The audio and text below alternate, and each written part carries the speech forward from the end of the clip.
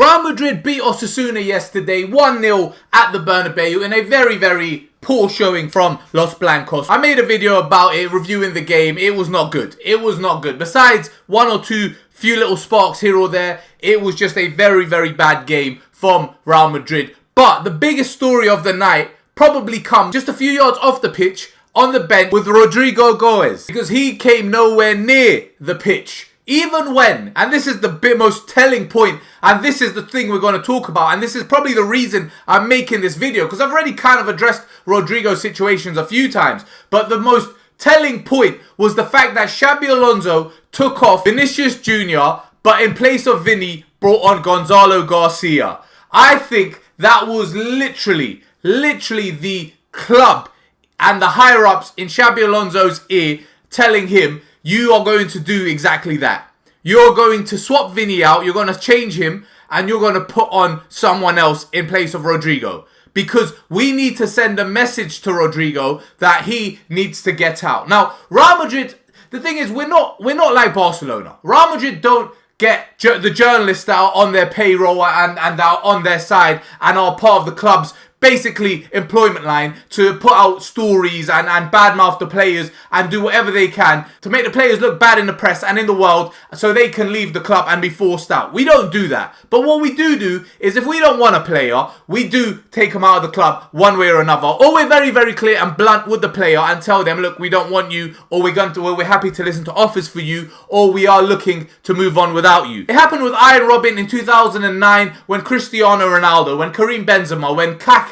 all got signed. He was a great player for Real Madrid and he was fantastic for us in all the years leading up to that summer. But when we spent so much money and the team was moving in a whole other direction, people at the club just decided Robin is not someone we need anymore. And he wasn't the only one. I think Schneider also left that summer. And I think we done the same thing with Angel Di Maria later on down the line when Toni Kroos was arriving. I think it was Toni Kroos. We done the same thing with Mesut Ozil when I think it was James Rodriguez who was arriving. Maybe I'm mixing these players up, but I just know that whenever someone came in, a player at the club who wasn't doing too bad, but just didn't hit the heights we wanted from them and had a pretty bad season, got pushed out of the door. They got let go. And now Rodrygo seems to be in the same boat. And like I said, the club isn't as brutal and as Barcelona when it comes to these things, but they are also very, very clear with what they want. And the fact that Rodrygo didn't come off the bench when Vini, the left winger, went off the pitch, and instead we put on Gonzalo Garcia, a striker who was just all over the place, it is very, very telling. Now, Alonso has since come out in his press conference after the game and said it was just a game. I'm fully counting on everyone and we need everyone and yada, yada, yada. But it was just a decision I made on the moment. But it just doesn't seem to be. It just doesn't seem to be, because when you look at it, it doesn't make sense. And when you add everything else, the whole context of the situation and everything that's been happening in the lead up to this moment, it just seems like it's very, very, very clear what is going to end up happening. It's just a question of when. Because that's the biggest problem. Rodrygo's biggest problem, and I think the reason why he hasn't left, one of the reasons I think he hasn't left, actually, to be fair to him, is because he does love Real Madrid. He really, really does love Real Madrid. This is a guy who ignored the advances of Liverpool when he was still in Brazil and waited, even though there was no Real Madrid on the table, even though Real Madrid weren't even involved. He waited because he wanted Real Madrid. He waited because that was the team he wanted to go for. His love for Madrid is very, very well documented. There's loads of pictures of him when he was much, much younger in old Real Madrid kits as a kid. So the guy's love for the club is very, very clear, and he's a fan of the team. So that is definitely one of the reasons. The other reason is because every club that could probably get him or would want to go for him, they're either turning their attention to other targets or they've picked up other targets, and it's for one or two reasons. One reason is because Rodrygo and his camp have told them, we're not interested in a transfer, we're staying here. The other reason, because the wages and the numbers are too high. Because Real Madrid are looking for 100 million for Rodrygo, and his wages are also very, very high. Maybe these clubs, they've got other problems in their squad that they need to address. There's other concerns that need to be looked at, and they can't spend that kind of money on Rodrygo. The only real club left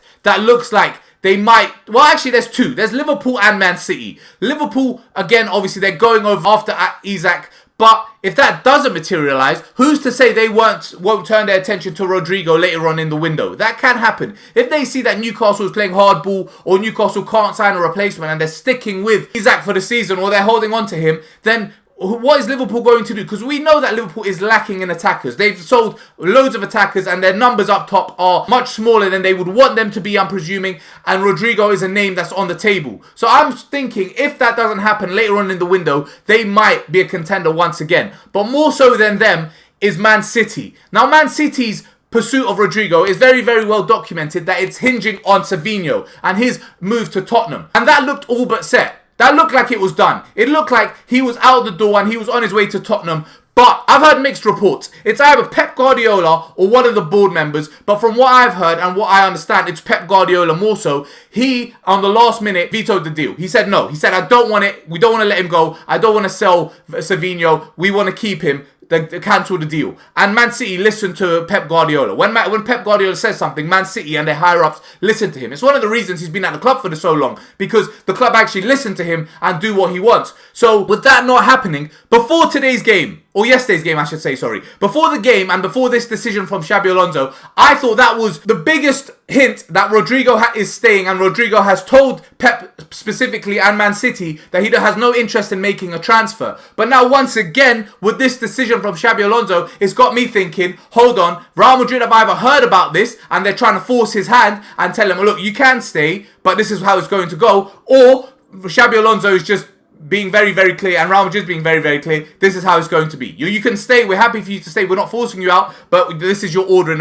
this is how things are going to be in a pecking order. The only thing I'm unsure about, like I said, is whether they're doing it in reaction to what Rodrygo may have said to Man City and Pep Guardiola, or whether Real Madrid are just doing it because this was always the plan. I'm kind of thinking that it's the former. I'm kind of thinking they're reacting to what happened between Rodrygo and Man City. Because I refuse to believe that Man City were all but set to get rid of this guy, and they loved Rodrygo, and they were very, very happy with Rodrygo, and he was the only target they were interested in, and then randomly, Pep Guardiola decides, I don't want him. I don't want to sell him. I don't want him, sorry. I don't want to sell Savinho. We want to keep Savinho. I have to believe that, and all roads are pointing to, and all facts are pointing to the fact that Rodrygo must have said something to them the same way early in the window when Rodrygo looked like he was out the door and heading to Arsenal. He looked all but set to leave. He said no to them, and they turned their attention to Madueke, and they got that done very, very quickly. Because that's what clubs do. When clubs want a player and a player wants to leave, and the selling club is happy to sell, then things happen very, very quickly, and moves happen very, very quickly. The fact that Arsenal were linked with Rodrygo, and then very, very quickly turned attention to Madueke, makes me believe Rodrygo said something, and once again here, it's making me think Rodrygo said to Man City no, hence why they said Savinho stays. But just to round things up, there are still 2 weeks left in the transfer window, and with this latest decision and this latest turn in the Rodrygo saga, I think Real Madrid are putting their foot down and being very, very clear. Like I said, I don't know if it's in reaction to what happened between Rodrygo and City or whether it was always the plan, but they're being very, very clear about what they want to do. The problem though, at least as far as they're concerned, Real Madrid, is that Rodrygo's being very, very clear about what he also wants to do, which is stay and fight for his place and earn the right to play for Real Madrid. But anyway, not much more happened in yesterday's game. This fact though, the fact that Rodrygo didn't come on, was probably the biggest talking point. I'm gonna call the video there. Thanks for watching and peace.